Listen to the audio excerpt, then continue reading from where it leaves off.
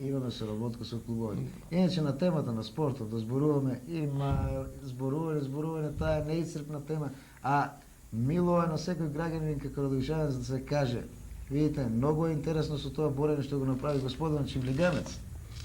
Каде и кој град да посетиме, на кој спортско, одма првиот збор од сите странци од било кој, викаме странци од други градови, тема на муабет право борењето и господин Чивлиганец. Значи тоа стварно зарадош и радоше еден од веќе големите спортски градови. Не смееме ние да кажеме дека не. Ние во овој училишен спорт се представиме така со трети место, со први место, со средни школи. Тоа во конкуренција на цела држава радош спага еден од меѓу првите 5 града.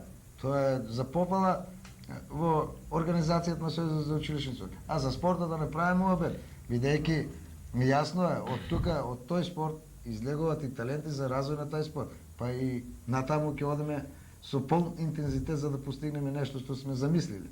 Мислам дека ќе биде остварено.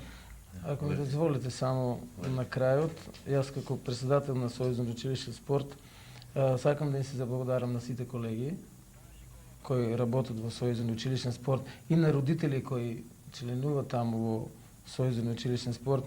Дадоа извонредна поддршка на сите игри, како колегите од средното образование, така и сите колеги од основното образование. Нормално јас не би можел да направам сам кај да организирам надпревари ако нема поддршка. Меѓутоа би сакал една друга работа да кажам.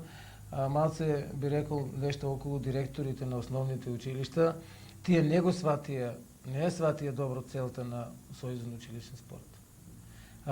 Затоа што ако им прозборите нешто за надпревар на екипа училишна, таа училишна екипа одма се тргнува дека вие сте на страна, а сите надпревари ги застапуваме ние училишта на сите надпревари. Учеството е на Крсте Петков Месирков на државното првенство во ракомет машки. Учеството е на основното училиште Никола Карев во ракомет женски. Тогаш успехот е добар за училиштето, а не може директорите да речат, еве, јас им благодарам на мојата директорка околу барањето средства за патот за Куманово со нашата екипа. Беше добра, и тоа се уште треба да имат поголем слух. Заедно отидовме, заедно сакавме и секогаш треба да биде заедно со наставникот и директорите треба да обезбедат средства. Овие надпревари се исто како надпревар по математика. Еве, нашето училиште освои врвни награди во математика и географија, и своја првите места и на Олимпијадата, и на државното првенство. Тие ученици се квалитетни.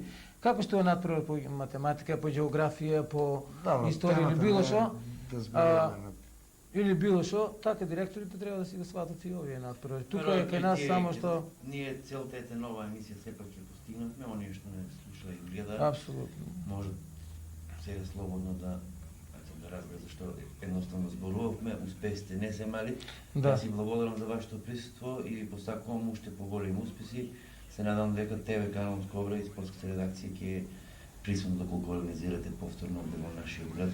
Да ние се трудиме колку што можеме да дадеме афирмација од спортовите, од училишниот спорт па до сениорска конкуренција. Ние сме благодарни на ТВ каналот Кобра, бидејќи секој пат излезал во сусрет и благодариме. Благодарам и јас исто.